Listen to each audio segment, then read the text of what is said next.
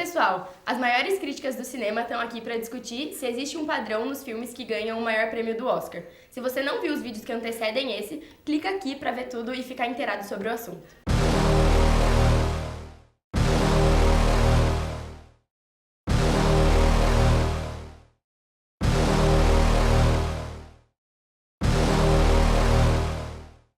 E aí, gente, baseado nos últimos 5 filmes que ganharam o Oscar e que a gente analisou, o que vocês acham? Existe um padrão?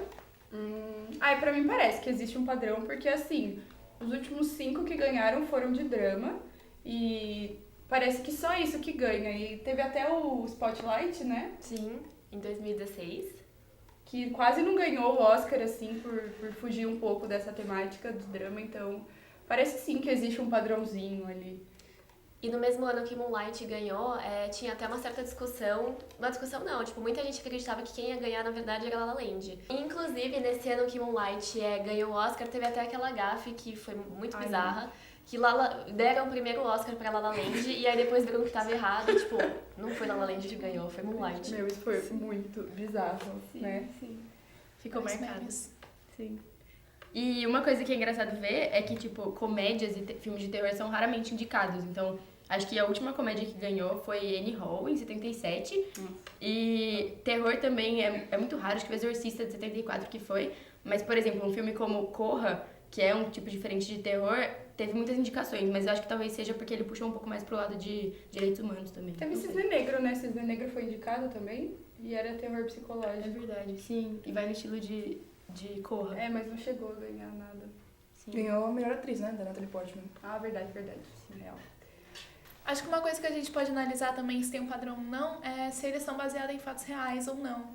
Porque dos últimos 5 filmes, apenas 2 eram baseados em fatos reais, certo? O Spotlight e o 12 Anos de Escravidão. Mas tem o Moonlight, que ele tem alguns traços da vida do diretor, então eu não sei se encaixa muito bem nessa descrição. 12 anos de escravidão encaixa completamente. É baseado num livro que foi escrito pelo próprio protagonista e é baseado na história de vida dele mesmo, real. Sem ficção. Então, não sei, ficou meio dividido, né? É Acho uma que coisa essa que talvez classificação, fuja um pouco do padrão. Acho que não é uma constante. Sim. E aí, como a gente resolveu analisar os últimos 5 ganhadores do Oscar, a gente tem percebido que esses filmes têm uma temática muito direcionada pros direitos humanos. O que vocês acham disso? Eu acho que o Birdman, dos filmes que a gente analisou, ele seria o que trata um pouquinho menos, porque eu acho que ele se centra mais na questão individual do protagonista, mas ainda trata de alguns temas como o alcoolismo, como o suicídio. Sim, a Forma d'Água tem bastante disso, apesar de não ser o foco central. Acho que o filme consegue abordar um pouquinho de direitos humanos assim em cada âmbito. Então, por exemplo, a gente tem a personagem que é muda e que sofre um pouco por isso. A gente tem o vizinho dela que é homossexual e aí lida com isso também numa época que é na Guerra Fria, né? Então não é tão recente.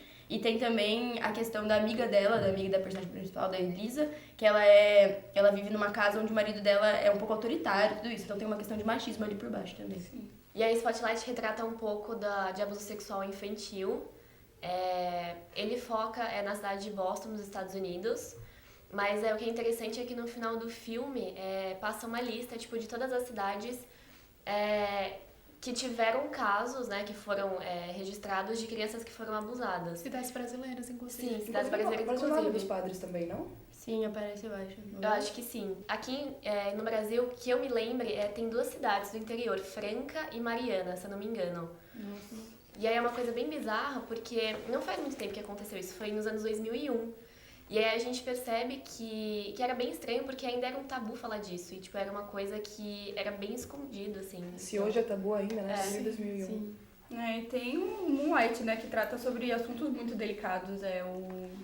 O Chiron é negro, a mãe dele usa drogas, e ele é homossexual, e ele não consegue lidar com isso, então ele fica desde da adolescência dele até ele ser adulto sem ter relações sexuais com ninguém, então é muito complicado. Acho que todos os filmes tratam sobre direitos humanos. Com certeza. Sim. E talvez essa habilidade de poder tratar disso de um jeito bom seja algo que é visto assim e é padrão talvez em todos os filmes do Oscar. Né? Talvez, né? Porque quando você tem um filme que é muito grande, ganha um Oscar, você trata sobre esse assunto com várias pessoas ao mesmo tempo, assim, talvez ele até deixe um pouco de ser tabu, sabe? Então acho que é bem legal. Esse é um ponto bem legal de ser um padrão. A gente vê que os últimos 5 filmes, eles têm essa temática dos direitos humanos, mas acaba sendo uma coisa um pouco contraditória, né? Se a gente observar todo o cenário que envolve Hollywood, tipo, e as mulheres. Sim, e toda essa questão que a gente já citou, que tipo, são todos diretores homens, e aí eles abordam o machismo nos filmes, mas na indústria em si não é algo que... Sim, na vida real. Acho que a última diretora mulher a ganhar o Oscar foi a Catherine Bigelow, né, com Guerra ao Terror. Inclusive ganhou em cima do próprio ex-marido, James Cameron, com Avatar. Sim. E do ponto de vista das narrativas, vocês veem alguma semelhança entre esses 5 filmes?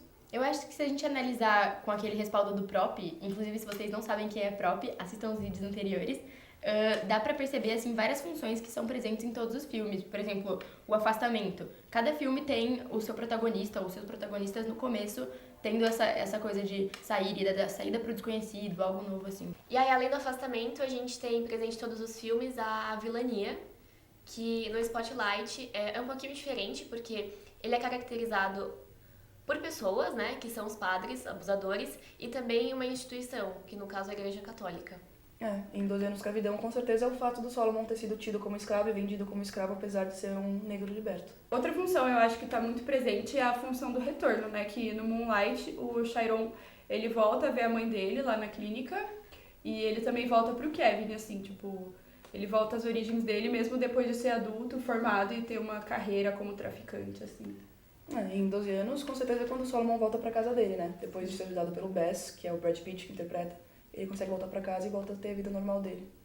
Sim, e isso é uma coisa legal de analisar, que não necessariamente todos os filmes têm todas as funções, então cada um se constrói diferente, mas existem sim algumas que estão presentes em todos que a gente analisou, pelo menos. Sim, muitos pontos em comum, com certeza. Birdman, inclusive, é um filme que é um pouquinho mais complicado de você identificar todas as funções, porque ele não é muito tradicional, então ele realmente não tem todas as funções. E ele também, pra mim, parece uma dupla narrativa, porque você tem a narrativa da ficção do filme e tem a narrativa do teatro dentro do filme. Às vezes até confunde o que tá acontecendo. Então, se você tá pensando em fazer um filme para ganhar o Oscar, priorize dramas que tratem sobre direitos humanos, seja um diretor homem, talvez você consiga aí um prêmio na sua mão ano que vem.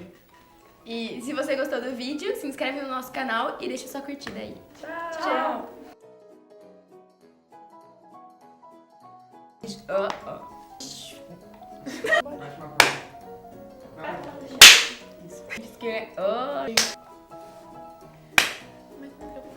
Pode ir? E aí, como a gente tá... Adorei, adorei. Que isso? As maiores críticas do cinema. Cri, cri. A gente fala isso...